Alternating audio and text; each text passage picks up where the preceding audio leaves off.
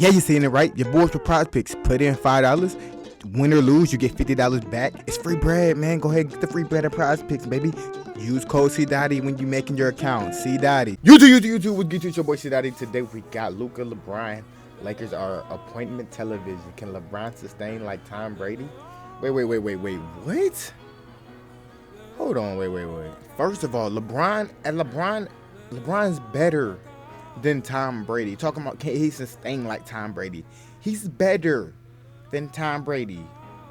If KD didn't join the Warriors, he would have more championships than Tom Brady. Like, what the fuck is y'all niggas talking about? I don't even know if they're gonna let me post this, bro. Let's get into it. Incredible statistics that we will see in the NBA this year. In their history, the Celtics have played 65% of their games. 2/3 of their games they've ever played. They've had 2 Hall of Famers. That right there is just an unbelievable stat. And that doesn't even count the guys who are on their team now who are going to the Hall of Fame. So it's probably closer to 70%. Despite that, so for all the years they had Larry Bird and Kevin McHale and Robert Parrish, for all the years they had John Havlicek and Bill Russell and whoever else you want. This is the first time ever the Celtics have had 2 players score 40 First points time ever is crazy. Some of the shots that these guys hit in this game. Like, I'm sure the Blazers were kind of like, what are we supposed to do? We're blanketed all over these guys.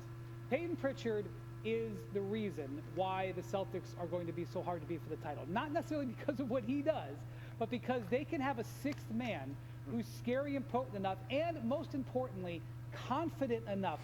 Peyton Pritchard. I ain't gonna lie, nobody's worried about Peyton Pritchard, bro. He's not doing that in the playoffs. When Joe Mazzulla became the head coach, Peyton Pritchard was barely playing.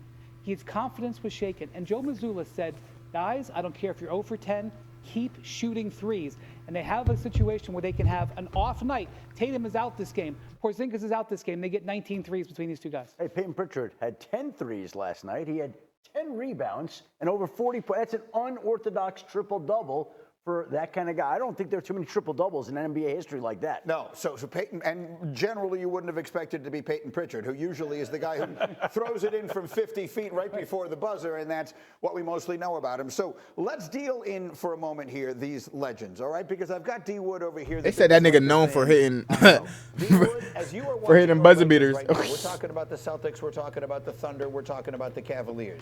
But are your Lakers right now the best show, not only in the NBA, but in all of sports? Yes, they are. Talk that shit. We have a newness about us. Think about it. We just made the most transcendent acquisition in NBA history, in my opinion, with obviously trading for Luka Doncic. So when you combine that with the fact that we are the Lake Show, that's our nickname, the Lake Show. LeBron Show. When you have that type of star power, Luka Show, that franchise, it's obviously going to, it's going to bring the type of energy that people want to see. And can you imagine my Lake Show in the NBA Finals? We're not going anywhere. There's not going to be any type of summer break because we're all going to be strapped in watching the Lakers in the finals. I want everyone in on this, but I got to start with Wendy. We got Luka. We all know how Laker fans can be. They're kind of like Cowboy fans. They're kind of like they're going to the finals every year in LA. This year, are they actually right? Most of the time I roll my eyes at the Laker exceptionalism. I've kind of retire it because Luka fell into their laps and all of a sudden this team is taking off. And I'm just going to say, over this next 10 days, there are some tremendous Laker games coming up. Tonight, we got the Knicks game.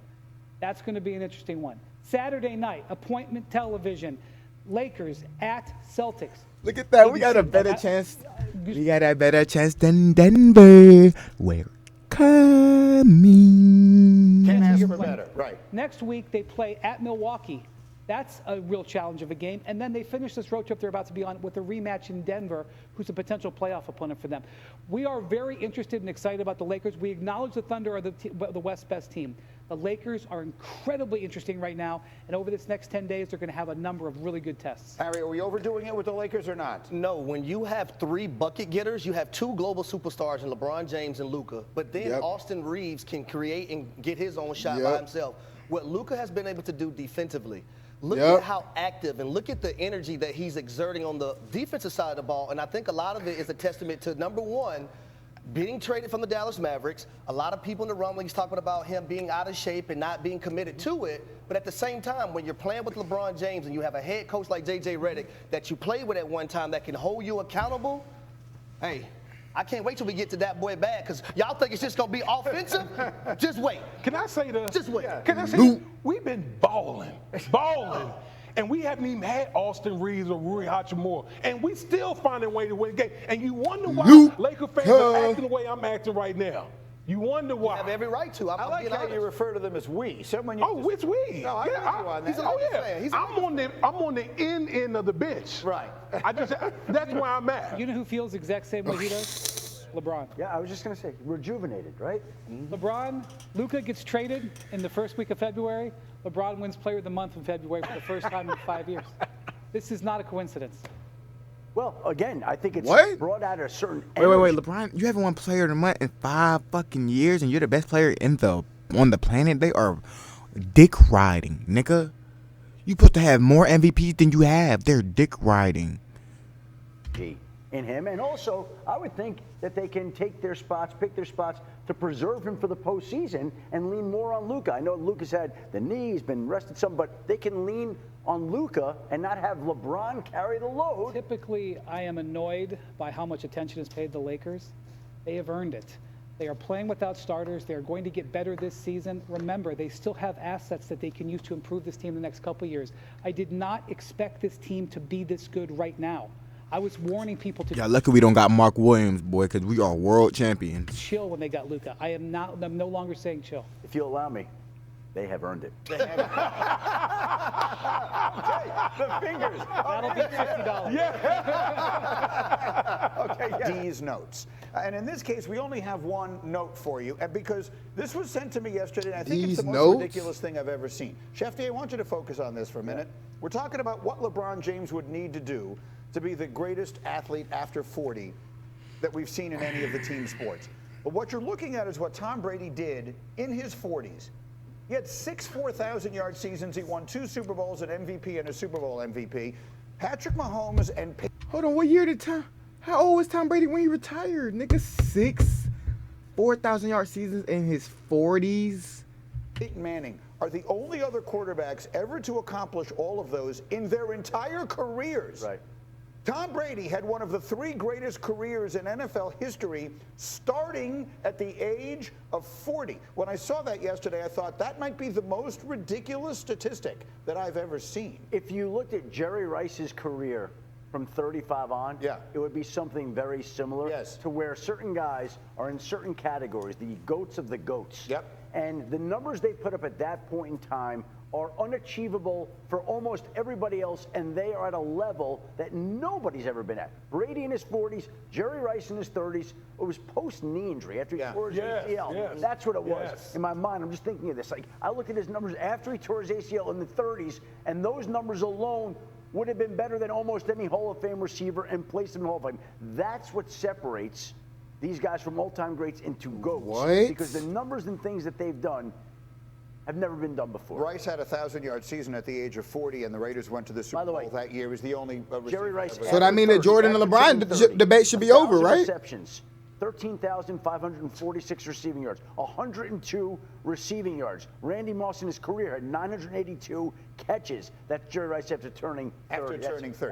So those are the numbers. So Brady, we see the numbers there. Literally, Brady had one of the 3 greatest quarterbacking careers ever, starting on his 40th birthday. My question to you, Wendy, as someone who has been around LeBron since he was right around his 15th or 16th birthday, he just turned 40 2 months ago. Should we be expecting this? Should we be expecting 2, 3, 4 more years of him playing A-level NBA basketball? I'm not seeing deterioration. So we remember 2 years ago, he had that walk-off. The Lakers were missing the playoffs. He goes, we'll see about next year. So we were like, wow, is that the sounding of the alarm? And he's even said, I'm on the back 9. I know there's not that much time left. Last summer, he won MVP of the Olympics. This is the greatest international basketball tournament in history. He won the MVP. He's having 2 back-to-back great shooting seasons. He's arguably having one of the best shooting seasons of his career this year. And most importantly, Luka is there now. He's been invigorated. Weak. Like, we all thought this season would be about his son, and it did. It did really start getting him, active early in the season. But this Luka arrival is opening up an opportunity for a last act that we didn't necessarily see coming. By the way, that's a little bit like Tom Brady going to Tampa. Yep. So LeBron gets Luka, and you see him invigorated. Tom goes to Tampa. Warm sunshine. LeBron been hooping, and we do got Luka. We're living in a day and age where their access to nutrition, training, pliability is such that didn't exist 20 years ago. It gives them a chance. Now, the greats of the greats are so motivated, so driven, so ambitious that it drives them to reach levels the likes of which Tom Brady achieved, the likes of which LeBron has achieved, and you're going to see the best of the best, I think, continue to play like that, and they've inspired the other great athletes to try to follow in their paths. Where Matthew Stafford was talking about going to the Raiders, one of the things that appealed to him was being around Tom Brady and getting to work with Tom Brady's trainer, Alex Guerrero, in Las Vegas to see if he could extend his career. I'm old enough to remember when a guy hit 30, we started thinking, oh, well, it's starting to get close to the end. Is 40 the new 30 in sports now? Yes, to a certain extent, because what Tom Brady was able to do is play upper echelon football and win at the highest level. Right. Now, he won 2 championships in his 40s. Yes. He also won another one at 39. LeBron James was 39 before he turned 40 in December. So Tom Brady, technically, if you're going by numbers in that way, won 3 of them from 39 on. Yes. So he's the, I mean, D Wood, is there a guy that's going to do that? Is Matt Stafford the guy who's going to do that? Are we going to see guys doing that? Is Steph Curry going to do this? Hell Kevin Durant? no. Are these guys going to be playing when they're 42 years old? I think Steph Curry is a very interesting guy. Yeah, Curry can. I don't know. There isn't physicality to Steph's game. Steph's game is about shooting. Okay, now you got like Jimmy Butler. They complement each other so well, and just the way their offense and the way their playing style,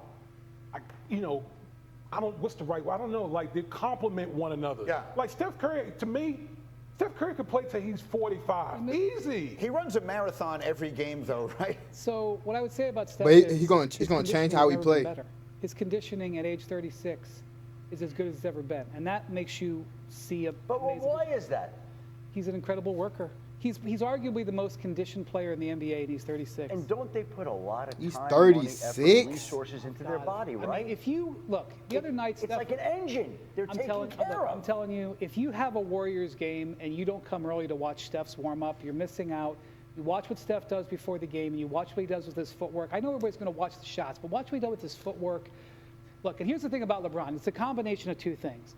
It's not just the fact that he's invigorated with Luka. It's that Luka's arrival eases the burden. Yes. It requires less of him day in and day out, not just on the court, but also like dealing with the media, dealing with the pressure. The combination of those 2 things is what opens up the situation. Luka is the legal and acceptable load management in the NBA. He's also the legal and acceptable performance-enhancing drug, if you will, because you're right. I mean, LeBron all of a sudden looks fresh in those fourth quarters. Nigga, he been playing good. Y'all niggas don't know what y'all talking about. Y'all niggas chatting, boy, dads.